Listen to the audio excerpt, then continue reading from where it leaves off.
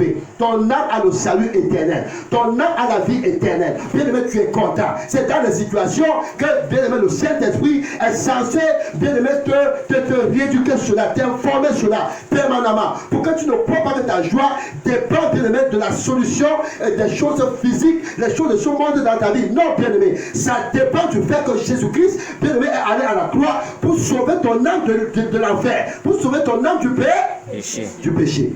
Amen. Une personne, bien-aimée, que son âme est sauvée, la condition de cette personne change. Est-ce que vous me comprenez? Amen. Si la personne était permanemment dans la colère, triste, frustrée, dans la frustration, bien aimé, le fait que cette personne est venue à Jésus, il y a quelque chose de radical qui doit s'imposer positivement. Alléluia. Et lorsque ça s'impose, on dit c'est la bonne nouvelle. Il y a quelque chose de nouvel qui est en train de se pratiquer dans sa vie. Amen. Amen. Quelque chose de nouvel qui est en train de pratiquer dans sa vie. Quand l'apôtre Paul dit soyez toujours joyeux, c'est parce qu'il sait, bien aimé, qu'il y aura des situations pour vous ramener à votre ancienne vie. Et nous savons que notre ancienne vie est la vie de la tristesse. Amen. Est la vie, bien aimé, de la tristesse. Donc c'est pourquoi il te donne, il t'enlève, bien aimé, de l'élément principal de notre vie et qui nous a été inculqué, qui nous a été donné, bien aimé, par Dieu lui-même à travers Jésus-Christ, par son esprit, pour que nous puissions connaître, bien aimé, la permanence de la joie de Dieu dans notre vie. Donc si l'apôtre Paul dit qu'il devait être en joie, c'est parce qu'il sait que nous avons reçu l'esprit du salut. Amen. L'esprit du salut est là pour nous rassurer notre âme, qu'à chaque fois notre âme est accusée de ces actes anciens. Amen. Donc de ces actes anciens, tu avais fait telle chose, tu avais fait ceci, tu avais fait cela. Donc c'est pourquoi tu vis cette situation. C'est impossible que tu puisses réussir dans ta vie. C'est impossible que tu sois heureuse. Non, bien aimé, dis que rien ne vient de tout cela, parce que c'est une grâce que j'ai mérité, que je n'ai pas mérité. Je n'ai pas mérité. C'est à cause de l'amour de Dieu. Amen. C'est à cause de l'amour de Dieu. La Bible dit, lorsque nous étions encore des pécheurs, Christ est mort pour nous. Il est mort pour nous. Donc Christ a mouru pour toi, il ne t'a pas jugé. Christ a mouru pour toi, il avait compassion parce qu'il t'aimait. Amen. Et parce qu'il t'aimait, il connaissait ta condition. Il savait que par toi-même, tu ne peux pas sortir de cette condition. C'est pourquoi il te voyait, bien aimé, malheureux.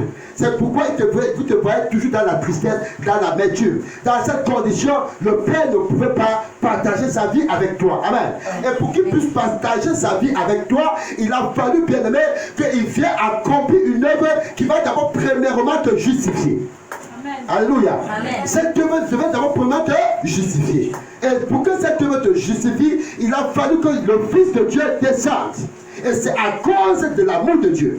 Et quand Dieu, bien aimé, t'aime, il a compassion. Il a compassion de la situation auquel tu te trouves. Et comme tu es dans cette situation, il ne doit pas te laisser dans cette situation. Il ne doit pas te laisser. Alors, parce qu'il a compassion, il trouve un moyen de t'en sortir de là. Et de remettre, bien aimé, ta joie dès ta création. Parce que Dieu, en te créant, t'a fait un être de joie. Amen. C'est pourquoi la Bible dit quelque part que l'homme est un être émotionnel. Alléluia. Et pourquoi? Parce que notre Père aussi est un Dieu émotionnel. Amen. Donc c'est pourquoi, bien aimé, nous sommes semblables de faire comme lui. Amen. Nous sommes semblables de faire comme lui. Nous sommes comme Dieu. C'est pourquoi il nous dit que nous sommes des dieux. S'il dit que nous sommes des dieux, nous devons voir le jet de cela dans notre vie. Amen. Donc le péché est venu nous séparer de cette joie. Et Jésus est venu rétablir la joie de notre âme. Notre âme qui est premièrement libérée par la pression de l'esclavage. Alléluia. De l'esclavage du péché. Et qui nous condamnait. C'est qui nous condamne. Une âme qui est condamnée est une âme frustrée. Cette âme est frustrée. Cette âme, bien aimée, a la l'amertume. Pourquoi? Parce qu'elle est condamnée. Elle est condamnée à mourir à perpétuité. Pour toujours. Amen. C'est pourquoi une personne, bien aimée, que chaque fois est triste, sachez que son âme est condamnée. Alléluia. Et comme son âme est condamnée, cette personne va commencer à poser des actions qui ne sont pas bien. Est-ce que vous me comprenez? Pourquoi? Parce qu'elle cherche de voir ce moyen, comment elle va faire pour sortir de cette prison, mais elle n'arrive Elle n'arrive pas. Par elle-même, elle ne peut pas. Mais elle ne sait même pas comment faire pour s'asseoir. Mais la seule chose qu'elle ressent comme dans son homme intérieur, c'est le cri de la douleur. Elle souffre, la souffrance est là, elle souffre. Elle crie, elle a besoin d'aide. Donc notre cri avec Dieu, quand le peuple Israël en Égypte, leur cri était tellement fort que Dieu a ressenti ce cri au fond de ses entrailles. Pourquoi? Parce qu'ils étaient en esclavage. Ils étaient en prison. Elles avaient perdu la joie. Elles ne pouvaient plus adorer leur Dieu. Une âme qui est triste ne peut pas adorer son Dieu.